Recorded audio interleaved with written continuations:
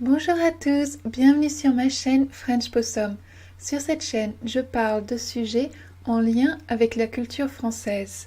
Si vous êtes intéressé par voir plus de vidéos ou par lire les transcriptions en anglais et en français de ces vidéos, je vous invite à visiter mon tout nouveau blog frenchpossum.com. La semaine dernière, nous avons parlé du 1er avril en France. Cette semaine, je vous propose de parler d'un sujet que j'ai déjà abordé dans des vidéos précédentes, la crise migratoire en France et en Europe. Tout d'abord, qu'est-ce qu'on appelle la crise migratoire? Que se passe-t-il en ce moment en Europe? La crise migratoire a commencé en réalité en 2010, quand de plus en plus de migrants ont commencé à arriver en Europe. Mais elle est devenue un important problème avec de graves implications politiques quand, en 2015, plus d'1 million de réfugiés ont passé les frontières européennes.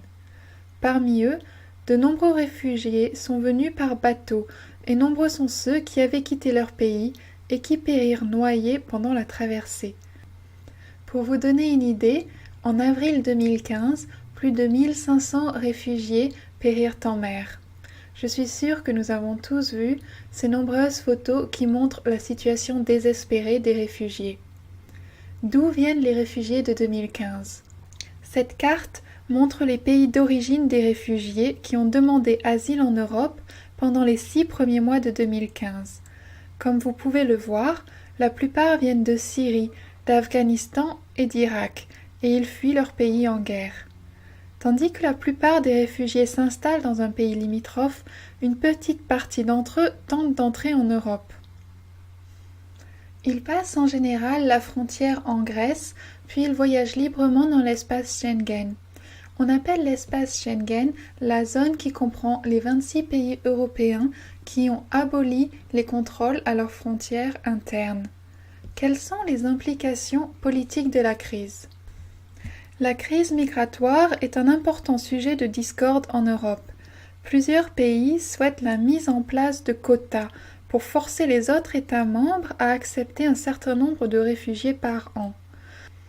Les États ne s'entendent également pas sur le budget alloué pour contrôler l'arrivée des migrants par la mer et le trafic d'êtres humains. En mars 2016, un traité entre l'Union européenne et la Turquie pour contrer la crise migratoire est entré en vigueur. En échange d'argent, d'un accès à l'espace Schengen et de l'accélération des procédures pour traiter leurs requêtes de rejoindre l'Union européenne, la Turquie a accepté que les migrants qui arriveraient en Grèce seraient renvoyés en Turquie s'ils n'avaient pas fait de demande d'asile là-bas ou si leur demande avait été rejetée. De nombreux politiciens demandent également une révision des règles de l'espace Schengen, comme par exemple l'ancien président français Nicolas Sarkozy qui demande un nouvel accord qui permettrait le contrôle aux frontières des citoyens non européens.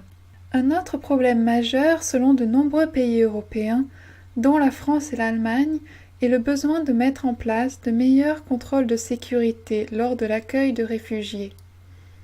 Ce débat a commencé suite aux attentats de novembre 2015 à Paris. Que se passe-t-il en France? La crise migratoire est une des raisons pour laquelle la France a décidé de combattre l'État islamique en Syrie, afin de réduire le flux migratoire qui vient de cette région. La France était à l'origine contre la mise en place de quotas migratoires avant d'accepter d'accueillir 24 000 réfugiés dans les 2 prochaines années. Cependant, la France n'est pas un pays populaire parmi les migrants, principalement à cause d'un mauvais marché de l'emploi et d'une bureaucratie assez lente. De nombreux réfugiés espèrent regagner le Royaume-Uni et cela a causé la mise en place de camps de migrants à Calais, où se situe l'une des entrées de l'Eurotunnel. C'est ce qu'on appelle la jungle de Calais. La jungle souffre de nombreux problèmes de santé et de sécurité, qui incluent un accès limité à la nourriture et l'eau potable, la prostitution et des bagarres entre migrants et policiers. Au début de 2016, les autorités ont fermé la partie sud de la jungle et relocalisé les migrants. De nombreux artistes ont également donné de l'argent et organisé des événements caritatifs pour aider les réfugiés, et également demandé au gouvernement français la création d'un camp correct pour remplacer la jungle.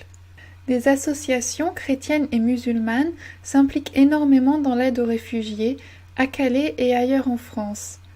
Quelques régions, bien que peu nombreuses, ont décidé de mettre de côté des fonds spéciaux pour aider les migrants dans leur région.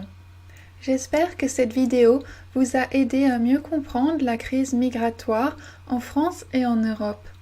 S'il vous plaît, n'oubliez pas de partager et de vous abonner pour plus de vidéos sur la culture et l'actualité française. Merci beaucoup et à la semaine prochaine pour une autre vidéo. Bye bye!